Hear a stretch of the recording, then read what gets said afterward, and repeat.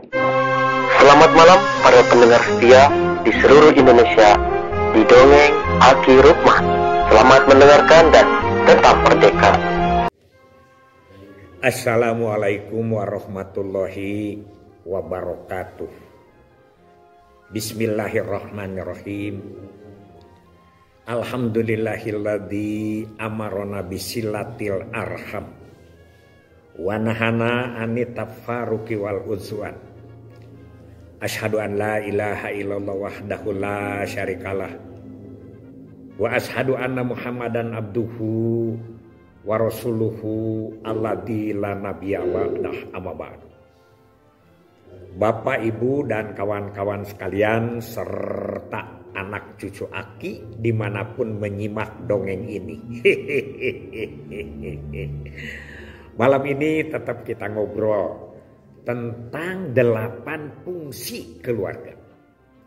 Jadi kita mesti ingat bahwa 8 fungsi keluarga itu adalah substansi yang harus menyentuh kepada masing-masing keluarga.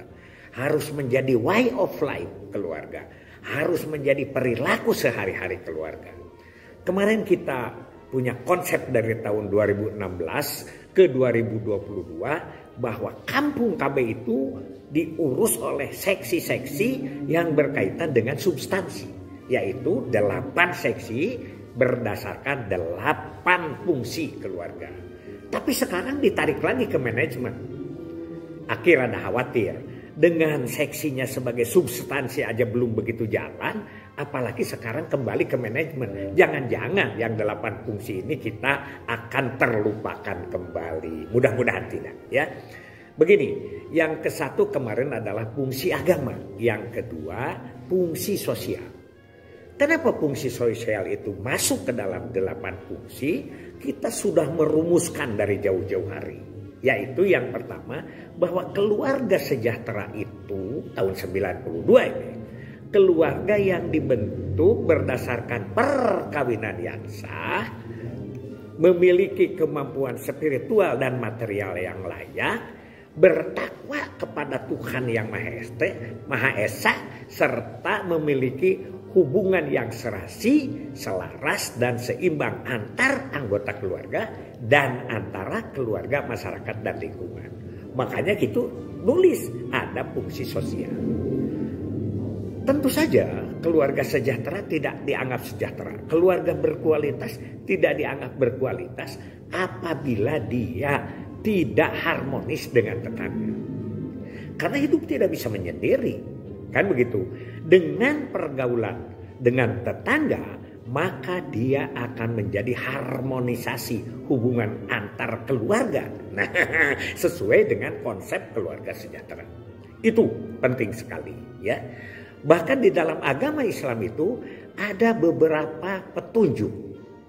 Yang pertama adalah di surat Al-Maidah ayat 2. Dan tolong menolonglah kamu di dalam kebaikan, jangan tolong menolong dalam berbuat dosa dan pelanggaran. Perintah.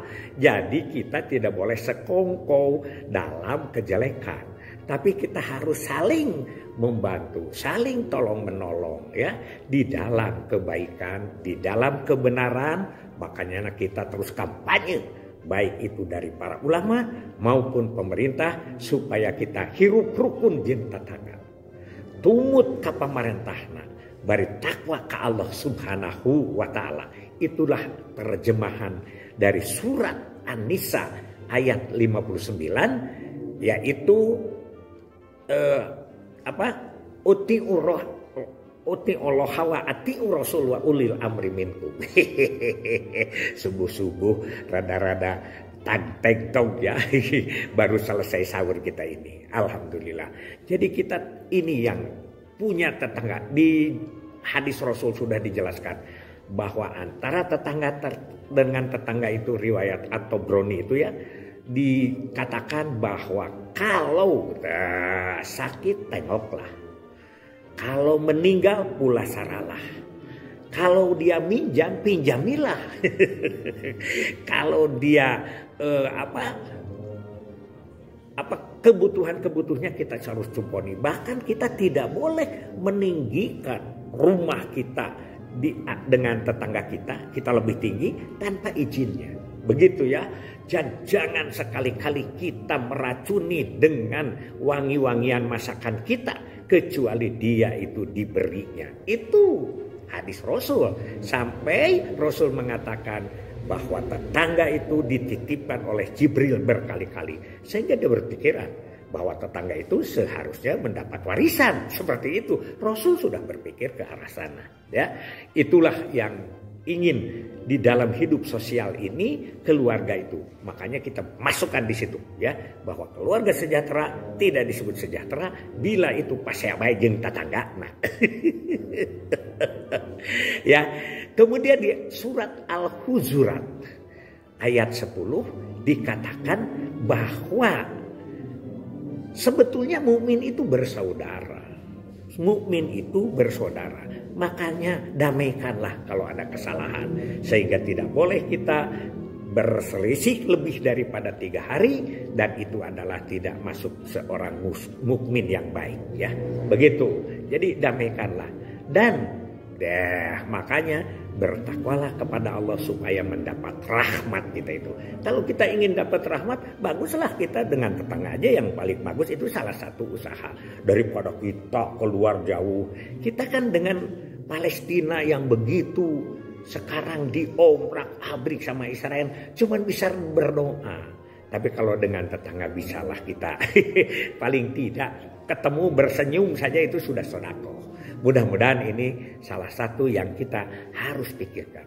Apabila ini terjadi, maka inilah yang disebut dengan keluarga sejahtera, keluarga berkualitas. Aki sering berkatakan bahwa PLKB itu adalah harus murah senyum.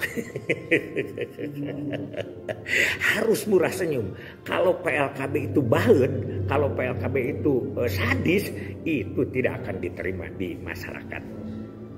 Itu saja di pengertian kajian 8 fungsi keluarga bidang sosial budaya ya. Karena sudah menjadi kebiasaan akan menjadi kebudayaan ya. Itulah hirup rukun jeung tetangga harus menjadi prioritas utama. Begitu. Ya, paling tidaklah kita akan bertemu sehari 3 kali atau kali di masjid. Kalau tidak di mana saja. Banyak kita ketemu di warung, banyak ketemu kita di tempat-tempat umum lah yang ada berkaitan dengan bersosialisasi kita dengan para tetangga. Hasbunallah wa ni'mal wakil, ni'mal maula wa ni'man nasir. Wassalamualaikum warahmatullahi wabarakatuh.